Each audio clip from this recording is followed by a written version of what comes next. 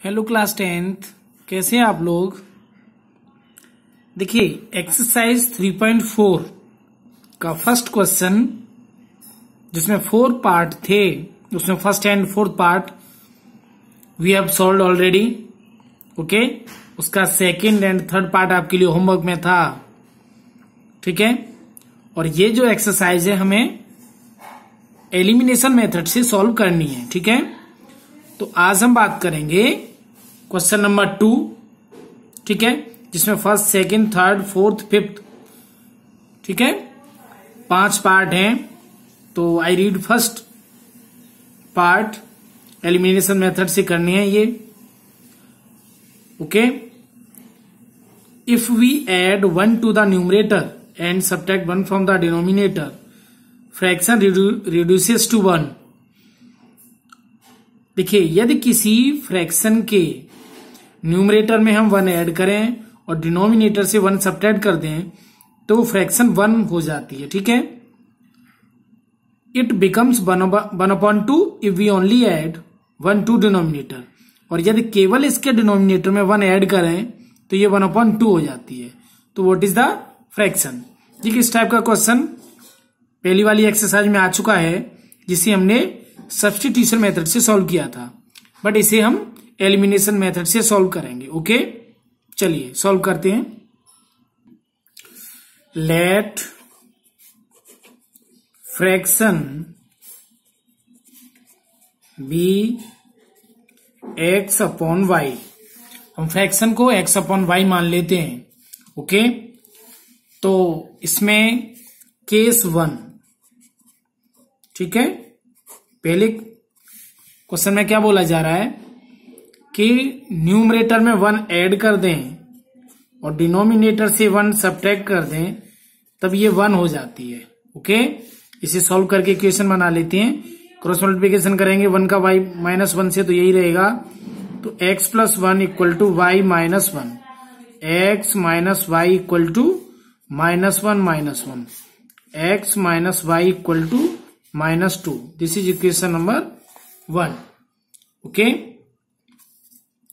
चलिए अब case 2 means second उसकी जो कंडीशन है वो क्या है वो हम देख लेते हैं, और दैट इज कि केवल डिनोमिनेटर में 1 ऐड किया जाए, मीन्स x अपॉन y + 1, तब ये 1/2 हो जाती है। ठीक है, क्रॉस मल्टीप्लिकेशन करेंगे तो 2x = y + 1। Okay, and 2x - y = 1, that is equation number 2।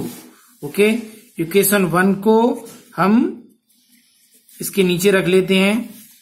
देखिए, यहां पर y के कोएफिशिएंट इक्वल हैं, तो हमें किसी भी इक्वेशन में मल्टीप्लाई करने की जरूरत नहीं पड़ी। ठीक है, लेकिन हम यहां देखेंगे दोनों के सेम साइन है, तो हमें सब्ट्रैक्ट करना पड़ेगा, तो नीचे के साइन चेंज हो जाएंगे। ओके, तो माइनस प्लस ये कैंसिल आउट हो जाएंगे। 2x में से x गया तो x बचा, और ये प्लस का 2 है, 2 में से, और ये भी प्लस का है, तो ये 3 हो जाएगा। ओके, तो x की वैल्यू कितनी है? 3। Put x = 3 in equation 1। किसी भी इक्वेशन में पुट कर सकते हैं, तो हम यहाँ इक्वेशन 1 में पुट कर लेते हैं। इक्वेशन 1 क्या है? x - y मीन्स 3 - y = -2, तो -y = -2 - 3, दैट इज -5। ओके, तो y = कैंसिल आउट हुआ 5। ओके, तो फ्रैक्शन हमने क्या मानी थी? Therefore fraction = x upon y है, x है 3 और y है 5। This is answer. Okay, I hope कि आपको क्वेश्चन बहुत अच्छे से समझ में आया होगा। ठीक है, चलिए अब हम बात करते हैं इसी का सेकंड पार्ट। ओके, चलिए सेकंड पार्ट रीड करते हैं। Second part, 5 years ago Noori was thrice elder age Sonu. देखिए, 5 साल पहले की बात है जब नूरी सोनू की एज का थ्राइस मीन्स 3 गुना उसकी एज थी। ठीक है, जितनी उम्र सोनू की थी, नूरी की उम्र उसकी 3 गुनी थी। 10 years later, 10 साल बाद, Noori will be twice as old as Sonu. Noori और सोनू की उम्र का दुगना होगा। मीन्स नूरी की जो एज है वो सोनू की एज से दुगनी होगी। कब? 10 साल बाद। तो बताइए कि दोनों कितने बड़े हैं। How old are Noori and Sonu, दोनों की एज क्या है। ओके, चलिए सॉल्व करते हैं। Let present age of Sonu मान लेते हैं हम, नूरी मान लेते हैं x years। Okay, and present age of Sonu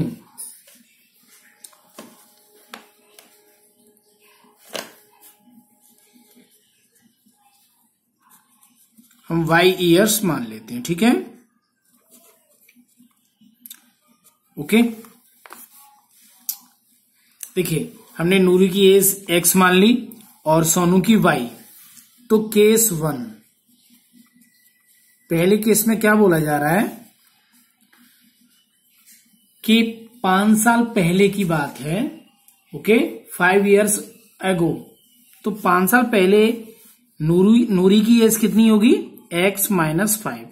जैसे किसी की अभी 20 साल एज है तो 5 साल पहले 15 हो जाएगी, 5 कम हो जाएंगे। ठीक है, और सोनू की क्या होगी? y - 5। ये दोनों की एज हो गई 5 years। लेकिन दोनों की कंडीशन क्या है? जो नूरी की एज है वो सोनू की एज का 3 टाइम्स है, इसका 3 टाइम्स। तब हम इसे इक्वल रख पाएंगे। ओके, ठीक है, इसे सॉल्व कर लेते हैं। x - 5 = 3y - 15।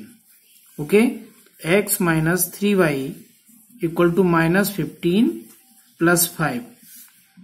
x - 3y = -10। Equation number 1। Okay, x - 3y = -10। Case second की यदि हम बात करें तो केस सेकंड में क्या बोला जा रहा है कि 10 साल बाद, तो नूरी की एज कितनी हो जाएगी? x + 10 और इसकी हो जाएगी y + 10। ठीक है, लेकिन तब जो सोनू की एज है उसका ट्वाइस, तो 2 का मल्टीप्लाई हम इसमें कर लेंगे। ठीक है, तो ये हो जाएगा x + 10 = 2y + 20। तो यहां x - 2y = 20 - 10। x - 2y = 10, equation number 2। Okay, अब हम यहां देख रहे हैं कि x के कोफिशिएंट दोनों इक्वेशन नंबर 1, इक्वेशन नंबर 2 दोनों में ही x के कोफिशिएंट इक्वल हैं। तो हमें किसी भी इक्वेशन में मल्टीप्लाई करने की जरूरत नहीं है। इक्वेशन 2 के नीचे हम इक्वेशन 1 पुट कर लेते हैं, = -10 है इक्वेशन नंबर 1। यहां ये भी आप लिख सकते हो सब्ट्रैक्ट इक्वेशन 1 फ्रॉम 2। ओके, तो यहां पर साइन चेंज करेंगे क्योंकि दोनों साइन, यहाँ x और x दोनों के जो साइन है वो सेम है, तो सब्ट्रैक्ट करना पड़ेगा। सब्ट्रैक्ट करने के लिए साइन हमें चेंज करनी पड़ेंगे। तो माइनस प्लस, ये भी प्लस, ये कैंसिल आउट हुए, तो +3y - 2y, तो y बचेगा = 10 + 10 20। Okay, put y = 20 in equation, किसी भी इक्वेशन में आप पुट कर सकते हो। हम इक्वेशन 2 में पुट कर लेते हैं। x - 2y की वैल्यू है 20 = 10। Okay, x - 40 = 10। x = 10 + 40, that is 50। Okay,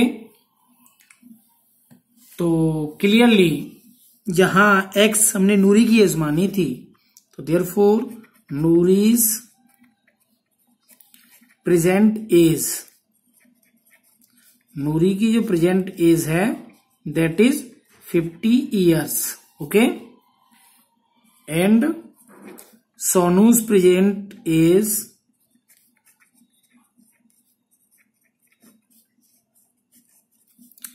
equal to y means 20 years. Okay, so these are the answers. Okay, Noori's present is 50 years and Sonu's present is 20 years.